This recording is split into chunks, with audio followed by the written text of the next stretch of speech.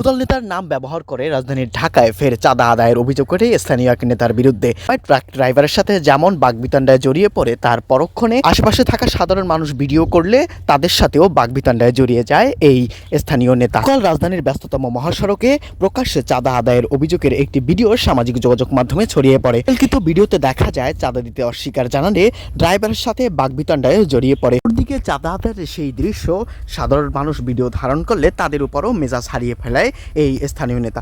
পরক্ষণে জানা যায় সংঘবদ্ধভাবে তারা এই চাঁদা আদায় করে। ভুক্তভোগী ড্রাইভার জানায় প্রতি গাড়ি থেকে 500 টাকা করে চাঁদা দিতে হয়।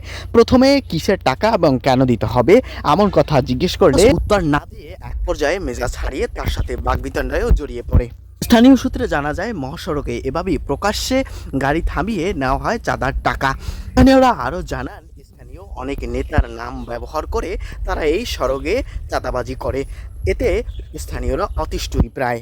এবার চাঁদাবাজি করার সময় আশেপাশে থাকা সাধারণ মানুষ সে ভিডিও ধারণ করলে তা দ্রুতই সামাজিক যোগাযোগ মাধ্যমে ছড়িয়ে যায়।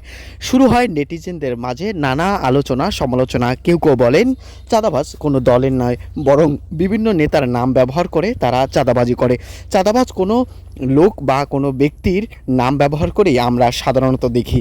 কেউ কেউ বলেন শুধু ঢাকা শহরে নয়, বাংলাদেশের নানা প্রান্তরে এভাবে প্রকাশ্যে চাঁদার টাকা চাওয়া হয় এবং চাঁদা দিতে অস্বীকার জানালে এক পর্যায়ে বাগবিতণ্ডায় অনেক সময় জড়িয়ে দেয়।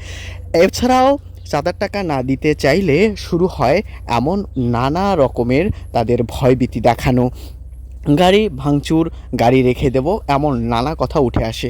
তবে আবার কেউ কেউ বলেন এই চাঁদাবাজ থেকে আমাদের বাঁচতে হলে নিজেদের প্রথমে সচেতনতা এবং পরক্ষণে পুলিশকে ইনফর্ম করলে এ থেকে আমাদের মুক্ত মিলবে। এমন নানা কথা সামাজিক যোগাযোগ মাধ্যমগুলোতে উঠে আসে। আমাদের চাঁদাবাজি এবং অন্যান্য যে সকল দুর্নীতি আছে এই দুর্নীতি থেকে আমাদের বাঁচতে হলে প্রথমে আমাদের সচেতনতা যেমন বৃদ্ধি করতে হবে, অপরদিকে আমাদের সব সময় পুলিশকে ইনফর্ম করে আমাদের নিজেদেরকে বাঁচাতে হবে, সেভ করতে হবে।